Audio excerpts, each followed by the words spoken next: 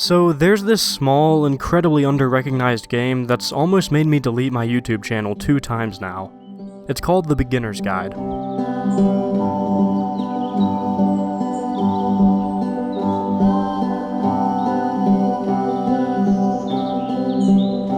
Like the Stanley Parable, The Beginner's Guide is an incredibly meta game, and for that reason, we're going to have to look beyond the game itself to... Well, I think it's best to specify now that I don't know anything about its creator, Davey Wreden. All I've said and all I will say about the man is nothing but me projecting my personality onto him. A lot of newcomers to my channel might not have seen this side of my content yet, but what this channel is really all about is poetic analyses of games. That is to say, analyzing games in the same way that your English teacher wanted you to analyze poems. I want to get to the root of what these games are really all about, and as a result of that, my channel includes a whole lot of Kojima was trying to get across the idea that yada yada yada. This is exactly the thing that ruins somebody's drive to create.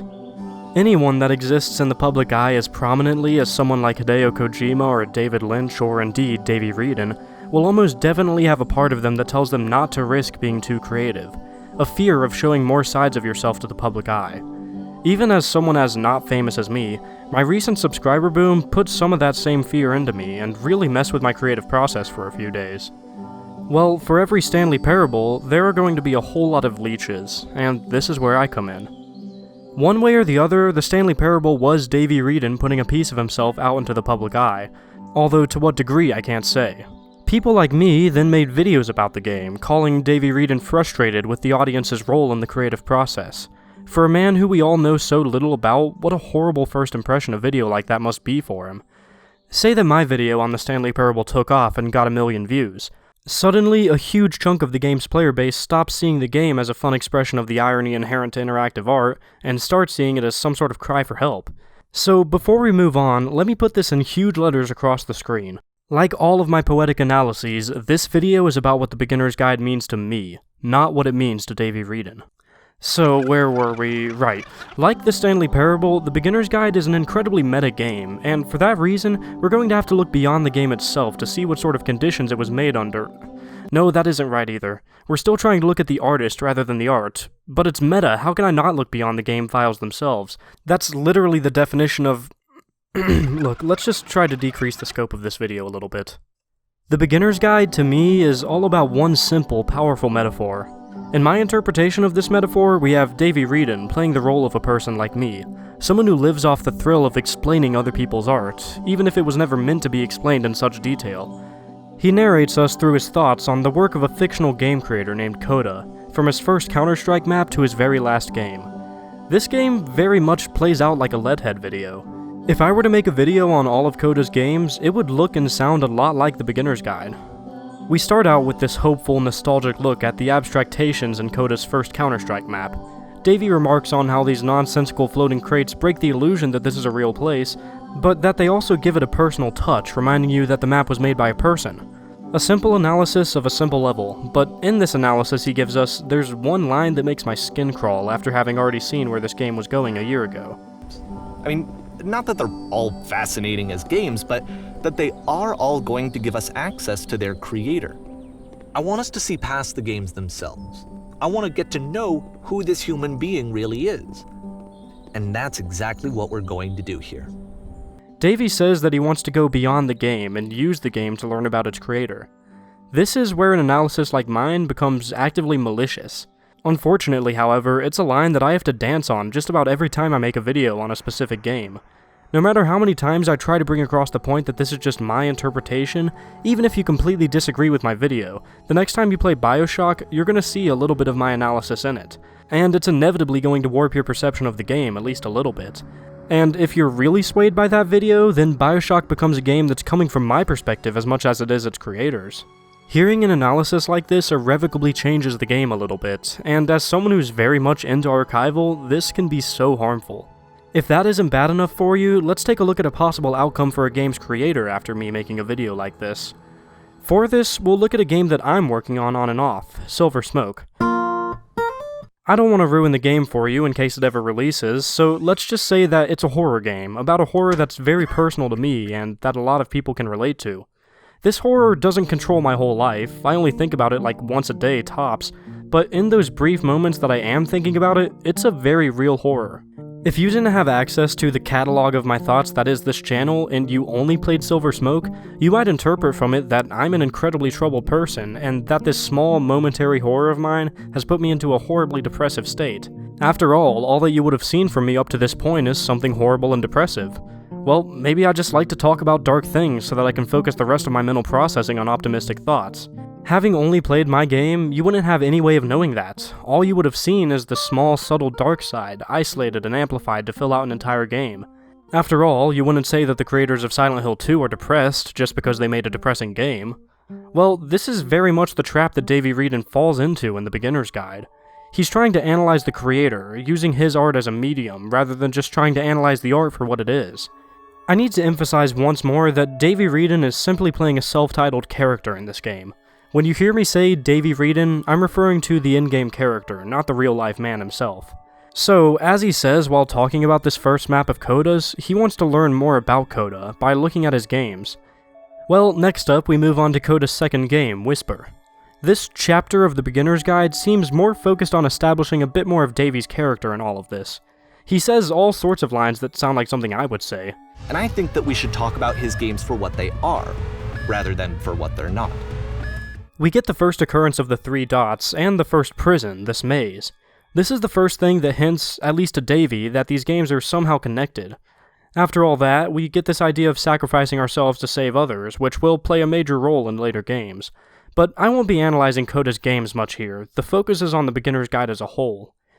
Davey actually fixed up this game. He added in a proper ending, where the player dies when they walk into the beam. Then he speculates a bit about why Coda didn't fix the ending as it originally appeared. This. During this scene, Davey says with no hint of speculation what Coda was thinking when he made this. He says that this ending's immersion breakage is the human element that Coda likes to put in his games so much, harking back to the previous level where he said the same thing about the floating crates. In that level, it sounds like it's just Davey's perspective on this idea, but in this level, Davey frames it as if he knows exactly what's going on in Coda's head.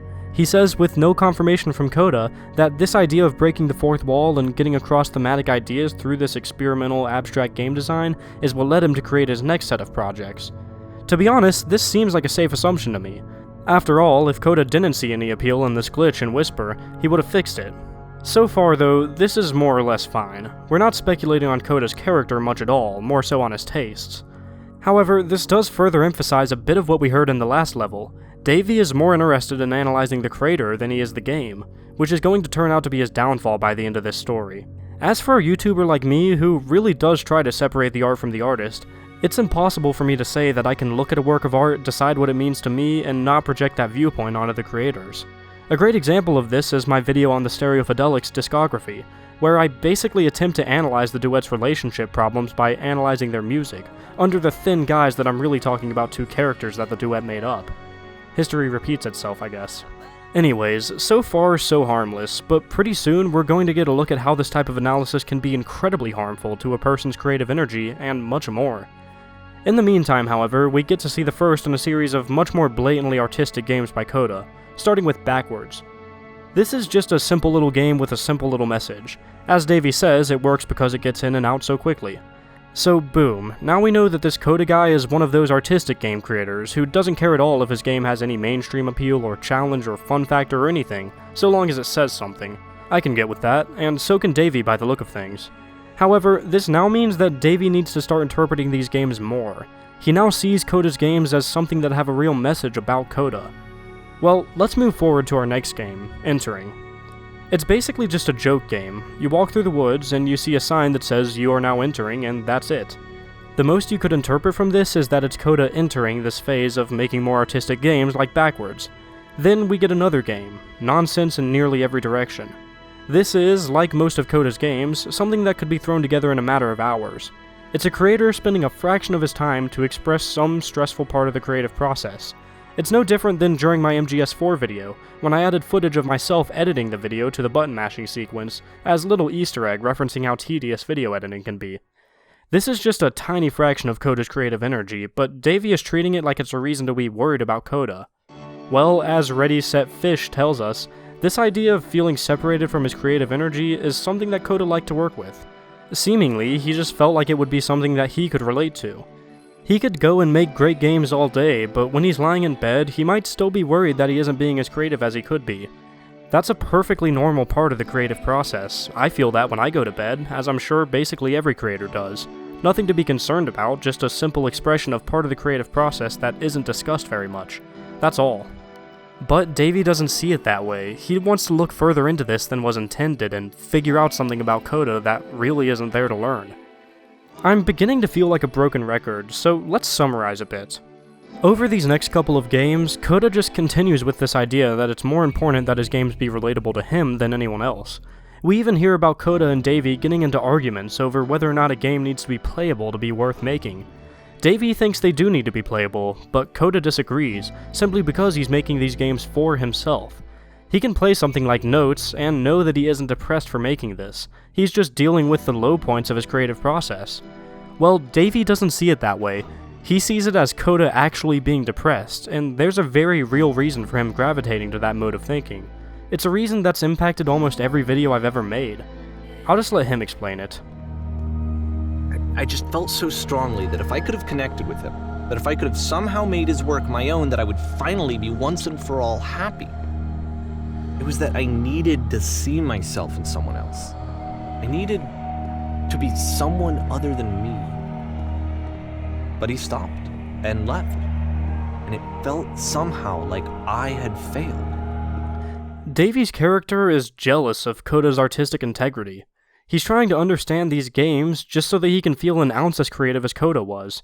This is incredibly relatable to someone like me, who's made a passion out of doing exactly what Davey's character is doing as he narrates this game. But it gets darker, it gets more relatable, and it gets more troubling. I'm the reason that you stopped making games, aren't I? It's because of what I did. I poisoned it for you.